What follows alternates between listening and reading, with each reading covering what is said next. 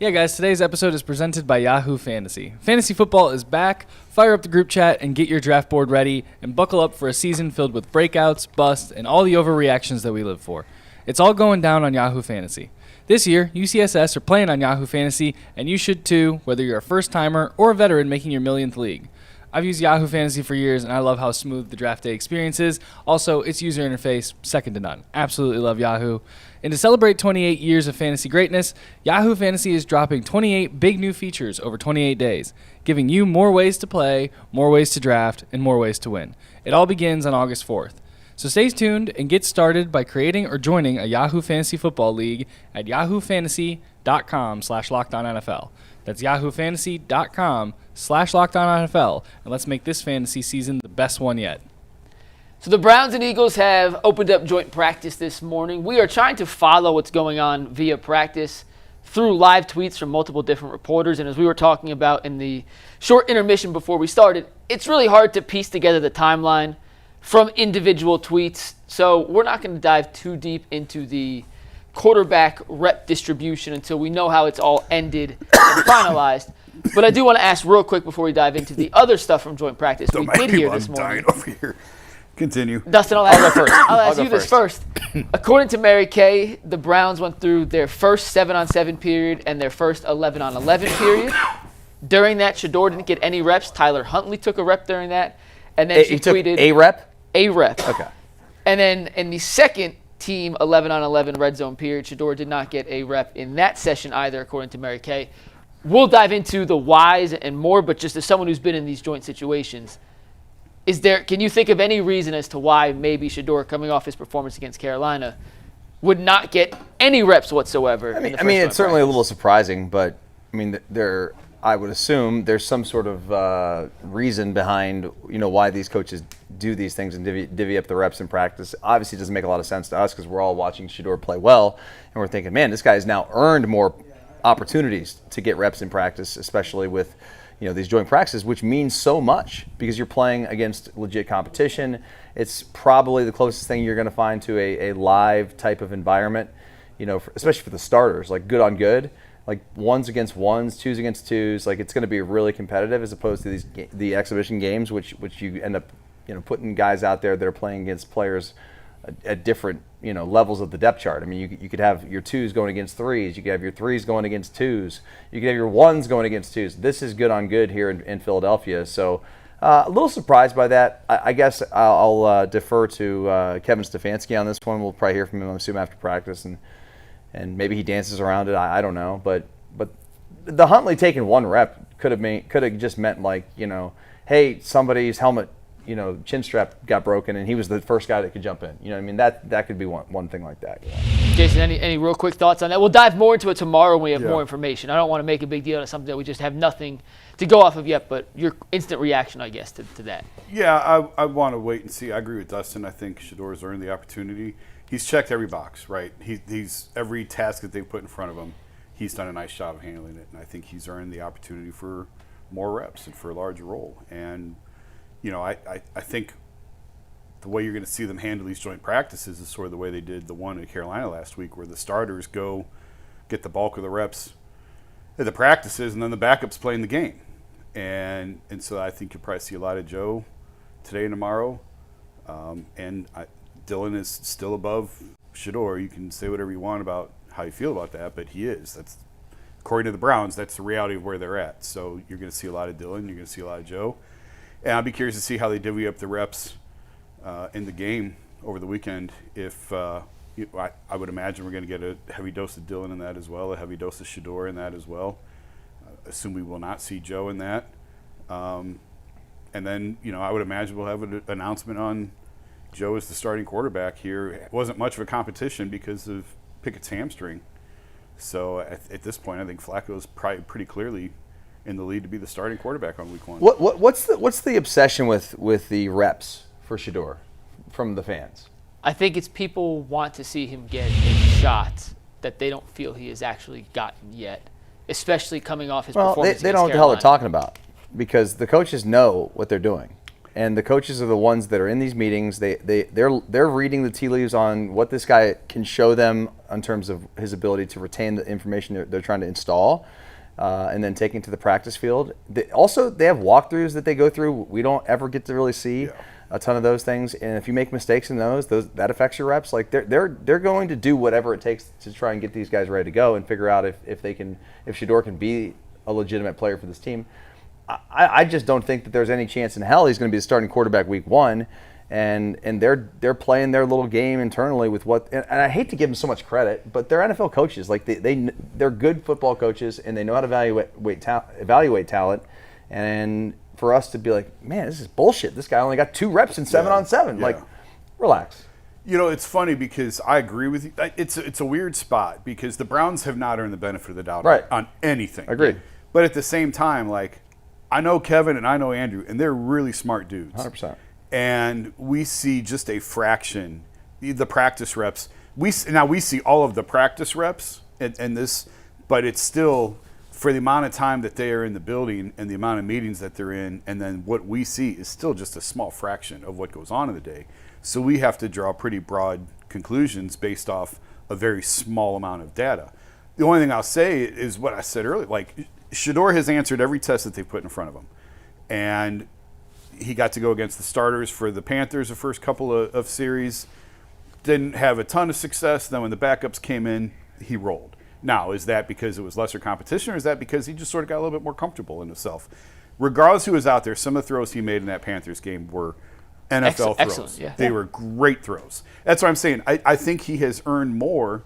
He's earned the opportunity for more responsibilities, and I think they'll give it to him in time. This is part of the problem of having 4 guys. Yeah. Is there's only so much to go around on the field because of the collective bargaining agreement and everything else. They've cut practice time so far back, there's just not a ton of reps to go around. And right now, you're trying to get a starting quarterback ready for week 1. So it's hard then to divvy up what's left on everybody else. So that is where I think the problem is coming in of having these 4 guys here, is there's just not enough pie to slice up for all of them. And Kevin Stefanski spoke before joint practice this morning. We'll talk a little bit about some of the things he said, but he was asked about the quarterback rep distribution, and he basically said what you guys have alluded to. Our starters are going to get the majority of the reps in joint practice, and then we're going to play the other guys in the game. Yeah. Meaning Flacco and Pickett, based off their current depth chart and how they're portraying it, are going to get most of the joint practice live reps. There will be no live tackling, by the way. He said there's not a live tackling period in either day of practice, which I was a little surprised at, which leads you to believe that I'm a little surprised Gabriel by that too. and Sanders would be the 2 quarterbacks that play the majority, if not all of the snaps in the actual preseason game. He also mentioned that Kenny Pickett, not ready to do 11-on-11s yet, but he is still in 7-on-7s, which means the hamstring, making some progress, but he's still not capable of being in those 11-on-11 situations. And if they don't feel comfortable putting him in an 11-on-11 when he can't even get hit, that tells you how far away he is from actually being able to truly step up and compete with Flacco for that starting job. So, just like last week, I understand why you're going to get Joe the majority of the reps in this 11-on-11, 7-on-7 session in joint practice. Your main goal of the preseason is to get ready for the regular season and get your starting quarterback ready. And by all indications, Jason, I know at times it may have looked like Pickett may have the inside track. Because of the injury, I feel like it's Flacco's job to lose it's Joe. now. Yeah, it's Joe at this point. So to me, it makes perfect sense in that regard. But I would like to see, and maybe I'm a crazy fan now, but I want to see Shedeur get some of those reps, especially even if it's 1 or 2 instead of Tyler Huntley. I just don't get what giving Huntley. The Huntley thing's weird. I mean, I'm not going to. It's weird. It's a 1 rep. It could have been anything. Yeah. And I think the coaches, I don't think this is a secret. They put more value in the joint practice than they do the preseason game. 100%. Those 2 practices. Stefanski said that, by the way. Yeah. He said that today. These 2 practices are where it's at for them, more so than the game. Well, there's more control from the coaches to be able to communicate with the other team as to what they're trying to get out of a certain drill, whether it be 11-on-11, 7-on-7. Hey, coach, it's Stefanski's over there, and he's like, hey, Nick, what we're going to go good on good. They meet and they talk before practice about what they're trying to do. Yep. They're not giving the script to each other, but they're like, they know the level that they're going to put their ones against. You know what I mean? And so there is some rhyme and reason to what they're doing. The preseason games, I sort of feel like the Ohio State spring game. where you guys would put all this work in during the spring, and then the spring game was more or less just a like it really wasn't. Yeah. But to us, to the fans and the media, it was a really big deal because it's the only time that we got to see it. And it sort of feels like the same thing with these, where the real work goes on during the joint practices, and then the preseason game comes, and it's not as important. That's all we use to evaluate because that's all we have. But they have so much more, and the games aren't as important to them as the joint practices are. And there's no video filming, by the way, of any team drills in Philadelphia. So they are just simply going off what the beat reporters who were actually there. Are they doing this? Are they at their facility? Is it at NovaCare, or do they leave campus? I believe they're at NovaCare, but I'm not positive on that. Because when I was in Philly, this is years ago. I mean, 20 years ago, we went to Lehigh. No, they're still there. Yeah, so they're NovaCare. Okay. One of the things Kevin Stefanski said this morning that I wanted to address real quick was he was asked about the Myles Garrett situation, and I know we don't have tag board, so I'm going to read what he said real quick. When asked about Myles' speeding ticket, Kevin Stefanski said, quote, "It's extremely disappointing. It's been addressed with Myles and the football team." There was a follow-up question asking Stefanski if the team would discipline Myles, and Stefanski said, we'll keep everything internal. Jason, I know you weren't here yesterday when we talked about it. Dustin, you don't have to add on, but just your real quick thoughts on the Myles Garrett speeding ticket and how it's kind of been covered in the day and a half since. Yeah, I'll say the same thing I said about Shador. It's nothing I haven't done. I'm not going to sit here and be a hypocrite and kill him when I've driven 100 miles an hour too myself. So yesterday. Yeah, I've actually tried to start this morning slowing down a little bit. Like as I get older, last couple months I'm like, probably don't need to be driving as fast as I've driven. But I think the thing with Myles is the fact that like this is his second massive contract. They've told him we need you to be a better leader. So it's not a great look from that aspect. I mean, nobody's asking me to lead an NFL franchise like they are him. So I get why the team's probably pretty frustrated with him at this point because they're like, dude, you already flipped a car. You almost died. He nearly died in that accident. I mean, it was like they had to use like the jaws of life to get him out of the Porsche. Yeah. So if he didn't have that, this is a non-story. Right.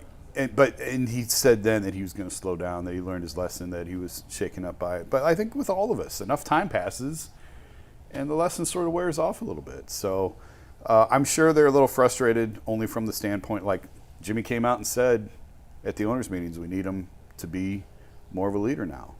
And this obviously isn't great, but I'm not going to kill him over stuff that I've already done myself. He wasn't going 140. Yeah, it's just 100. But dude, it's a 3-lane highway. Yeah. Okay, in a Ferrari that you literally have to put the brakes on for it to go like 80. We've talked about this in some of those cars. You and I have talked about this.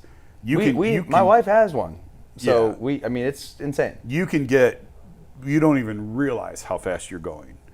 My point is, it's different between driving on 71 100 or driving 85 90 through Sharon where he lives in Medina County. Yeah. No, and I mean I'm not making excuses for him. You can't do it, but it is very easy to do in some of those cars. It's very easy, and you don't even realize it. You're just gliding along. You feel like you're doing 65. It does feel like 65.